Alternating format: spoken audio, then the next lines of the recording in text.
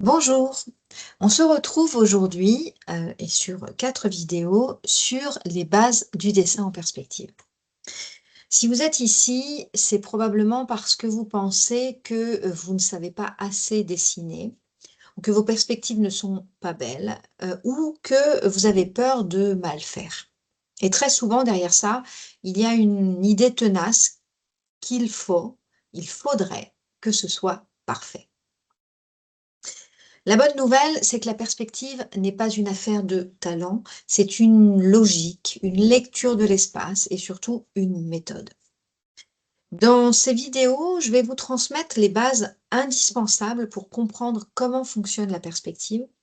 Des bases académiques, mais non pas pour dessiner de manière académique systématiquement, mais pour comprendre, bien appréhender la perspective avant de dessiner, de vous sentir à l'aise pour dessiner plus juste, plus au feeling, plus en sérénité pour faire passer vos idées.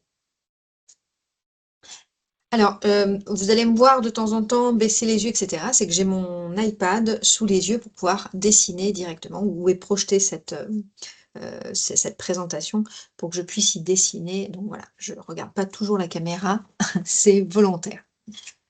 Alors, concrètement, qu'est-ce qu'on va faire ensemble? L'idée ici, ce n'est pas de vous transformer en professeur de dessin, ni de vous noyer de règles, et de mots compliqués. Ce que je souhaite, c'est que vous compreniez comment la perspective fonctionne, pour arrêter de dessiner un peu au hasard et commencer à dessiner en conscience.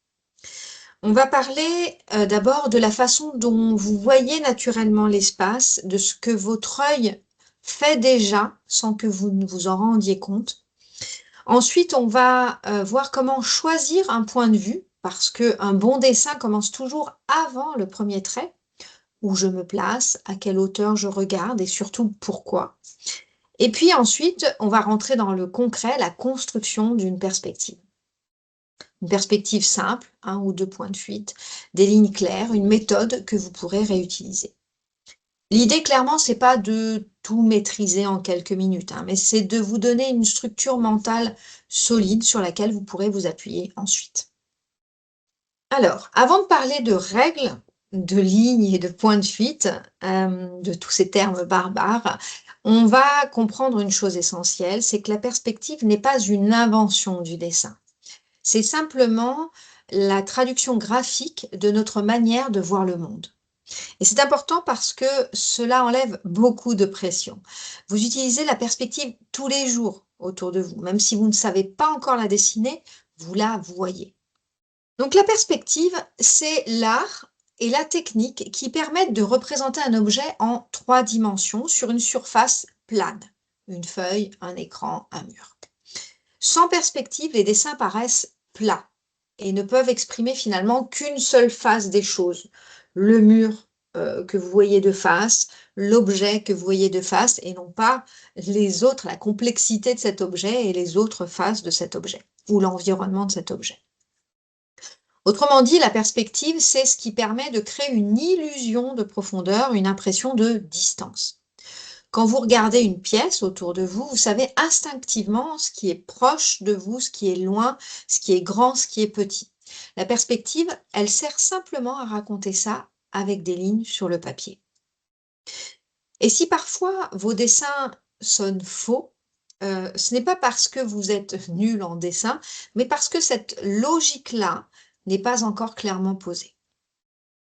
Vous allez entendre parler de différents types de perspectives, l'axonométrique, l'isométrique, la conique, qui sont autant de moyens techniques de représenter un objet en 3 dimensions.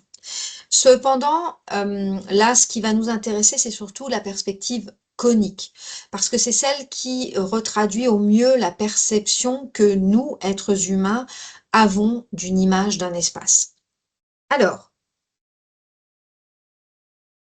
nous, humains, nous voyons le monde en 3 dimensions.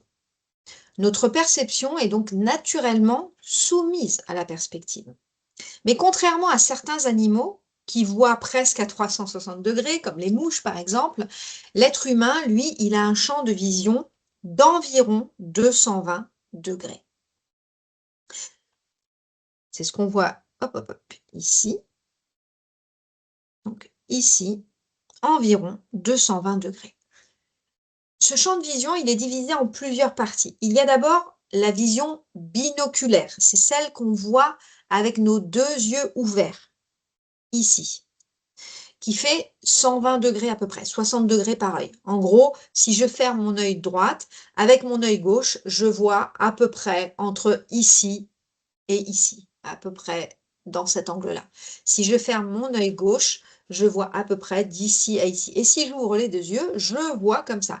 Et dans ces 120 degrés, c'est la vision nette, binoculaire nette. C'est celle vraiment au croisement des 2 yeux. Dans ces petits angles-là, ce sont les visions monoculaires. La vision monoculaire de l'œil de gauche, c'est-à-dire si je ferme l'œil droit, pardon, je vois le fameux angle 60 degrés plus un petit peu ici. La vision ici, elle est déformée, elle est comprimée, elle peut être un peu floue, mais on voit quand même des choses. Et c'est ce qui permet à l'être humain de détecter rapidement des mouvements, ce qui nous a sauvés dans la jungle. Voilà. Mais donc là, on parle d'un angle comme ça, mais en fait, le champ de vision, il ne fonctionne pas comme un simple arc de cercle. On voit ici aussi au-dessus et en dessous. Et c'est ça, c'est ce cône de vision orienté par notre regard qui définit ce que l'on voit. Ça veut dire une chose très importante, c'est que si on bouge légèrement la tête, le cône de vision qui accompagne notre regard ne va pas voir la même chose. Donc, si on change de quelques centimètres notre regard, la perception de l'espace change. Et donc, le dessin aussi. C'est là qu'on parle, c'est aussi pour ça qu'on parle de perspective conique, la perspective de la retraduction de ce que notre cône de vision voit dans la vraie vie. Et donc, pour traduire la perception humaine sur le papier, on utilise la perspective conique avec ces éléments de vocabulaire très simples qu'on va aborder qui ne sont pas du tout barbares. Pour aborder ça, on va déjà observer ce qui nous entoure. Regardez autour de vous, regardez ces images. On voit très bien ici que cette arête, la hauteur de cette fenêtre, où j'aurais pu aller jusqu'au plafond, hein, la hauteur de ce mur, est plus grande que cette arête-ci, est plus grande que cette arête-ci, et est plus grande que cette arête-ci. Or, vous êtes bien d'accord que dans la réalité, le plafond et le sol étant parallèles, la hauteur sous plafond est la même à tout point de cet espace. Donc, on voit bien, on est déjà dans la perspective. Et si on regarde maintenant le sol, la ligne là du sol, et la ligne du plafond, hein, et pourquoi pas la ligne des allèges de fenêtres, on voit bien, qu'est-ce qui se passe? On voit bien qu'elles finissent, toutes ces lignes finissent par se rejoindre au même endroit, ce qu'on appelle le point de fuite. Et si vous prenez n'importe quelle ligne d'objet parallèle à ce mur-là, par exemple, évidemment, les lignes du parquet, s'il y avait par exemple, je sais pas, une table basse ici qui était bien parallèle au mur, hop, les lignes auraient suivi aussi ce point de fuite. Toutes les lignes parallèles à ce mur dans la réalité convergent vers ce même point. Or, on sait très bien que ces lignes dans la réalité sont parallèles, mais on les perçoit comme fuyantes. Notre œil les perçoit comme fuyantes vers le point de fuite.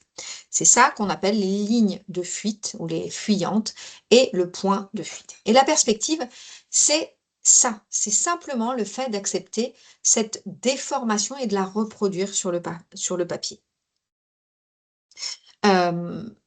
Sur le schéma voilà, d'après, là, je vous montre que c'est la même chose évidemment sur cette image-là. Sur cette image-là, les lignes de fuite du sol, du toit. Et puis, évidemment, là, on parlait de ce mur-là, les parallèles à ce mur-là, mais le mur du fond, par exemple, qui est ici, les parallèles à ce mur-là, on les voit bien ici, les poutres qui sont parallèles, toutes convergent vers un autre point de fuite. Là, on est dans le cas d'une perspective à 2 points de fuite. Donc là, on a parlé de point de fuite et de fuyante. Il y a un autre élément très important, un peu plus discret, qu'on observe dans la nature, c'est la ligne d'horizon. Donc, cette ligne d'horizon, on la connaît tous. La Terre est ronde, certes, mais quand on observe, quand on regarde la mer, quand on est sur la rive d'un lac ou qu'on est en haut d'une colline et qu'on regarde l'horizon, ou même qu'on est en haut d'un immeuble et qu'on regarde l'horizon, on voit bien cette ligne parfaitement droite ici, qui sépare la Terre du ciel. Là, elle n'est pas parfaitement droite parce que j'ai incliné mon appareil photo quand j'ai pris la photo. Donc, évidemment, dans une rue ou à l'intérieur d'un bâtiment, elle est beaucoup moins visible, mais elle existe bien. Et cette ligne d'horizon, en fait, elle correspond simplement à la hauteur de vos yeux. Si vous êtes en bas d'une colline, votre ligne d'horizon sera, vous la verrez quand même, alors que quand vous êtes en haut d'une colline, vous la voyez aussi. C'est pas que l'horizon n'est plus le même et plus haut, c'est votre regard, en fait, a changé de hauteur et donc la ligne d'horizon change avec vous. C'est d'ailleurs sur cette ligne que tous les points de fuite convergent. Si je reviens à la photo précédente, ici, si je rejoins les 2 points de fuite ici, si je trace une horizontale qui passe par le point de fuite ici, je tombe sur la ligne d'horizon. Autrement dit, si vous savez retrouver cette ligne et placer les points de fuite, vous avez déjà posé les fondations de votre dessin. Donc ce vocabulaire, il peut impressionner au début, mais finalement, en réalité, il décrit quelque chose de très intuitif. Alors, je vais passer très rapidement sur, on l'a dit, quand on parle de perspective, en fait, il y a 2 grandes familles de perspectives. Les perspectives géométriques qui sont très droites, tout est droit, parallèle, parallèle, parallèle, parallèle, parallèle, parallèle, parallèle, parallèle. Tout est droit, très propre, c'est très rassurant.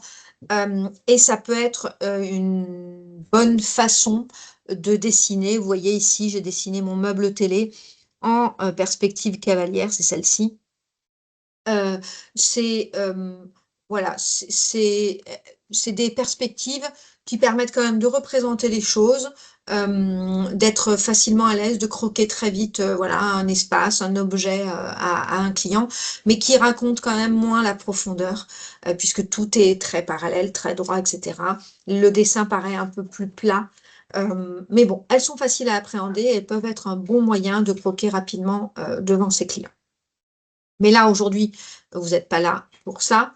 Vous êtes là pour qu'on parle des autres types de perspectives qui sont les perspectives coniques. C'est celles qui acceptent que l'espace se déforme, que les lignes convergent, les lignes fuyantes convergent vers le point de fuite, que ce qui est loin paraît plus petit, ce qui est proche paraît plus grand que ce qui est plus petit, alors que là, on voit bien que tout est équivalent.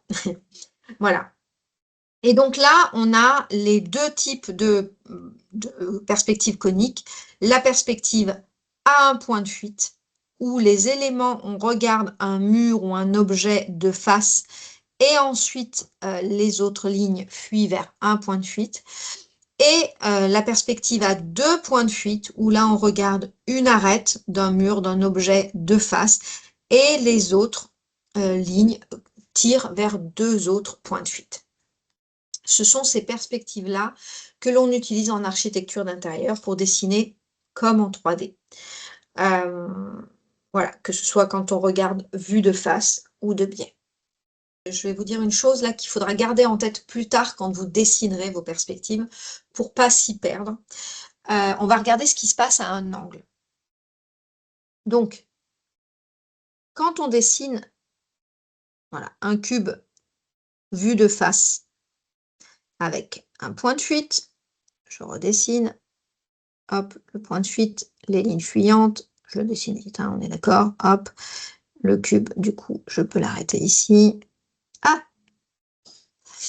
Hop là, j'efface là. Voilà, à la limite de mon cube. On voit qu'à chaque angle de ce cube, dessiné en un point de fuite, on a 3 directions. La verticale, l'horizontale, qui sont vues de face non déformées, et la fuyante qui va vers le point de fuite et qui là est entre guillemets déformée. Donc 3 directions, verticale, horizontale, fuyante, avec un point de fuite. Avec 2 points de fuite, là on regarde par exemple le cube vu en biais, donc on va dire point de fuite 1, point de fuite 2.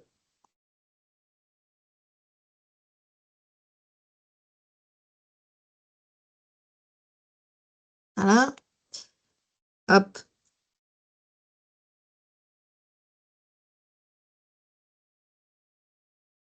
Je vais dessiner ça. Hop. Voilà, mon cube vu de profil, vue de biais. Et lui, en 2 points de fuite, à chaque angle, on a une verticale, face à vous, non déformée, une fuyante qui va vers le point de fuite 1, une fuyante qui va vers le point de fuite 2. À chaque angle, on a une verticale, que là on ne voit pas parce qu'elle est derrière, une fuyante qui va vers le point de fuite 1, 2, une fuyante qui va vers le point de fuite 1. Donc à chaque angle, vous avez ces 3 directions. Verticale, fuyante 1, fuyante 2. Donc si vous arrivez à identifier ça dans vos dessins, les 3 directions, vous êtes déjà en train de penser en perspective. Et c'est exactement ce qu'on va chercher ici.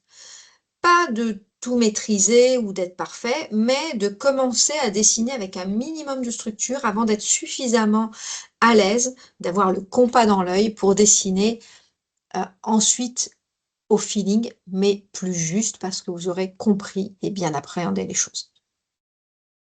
Dans la prochaine vidéo, on va s'attaquer à un point que beaucoup de personnes sous-estiment, qui est le choix du point de vue, le choix du cône. Où je me place, à quelle hauteur je regarde, ce que je décide de montrer, ce que je décide de cacher. Parce qu'en dessin, comme en projet, tout est une question de choix. À bientôt!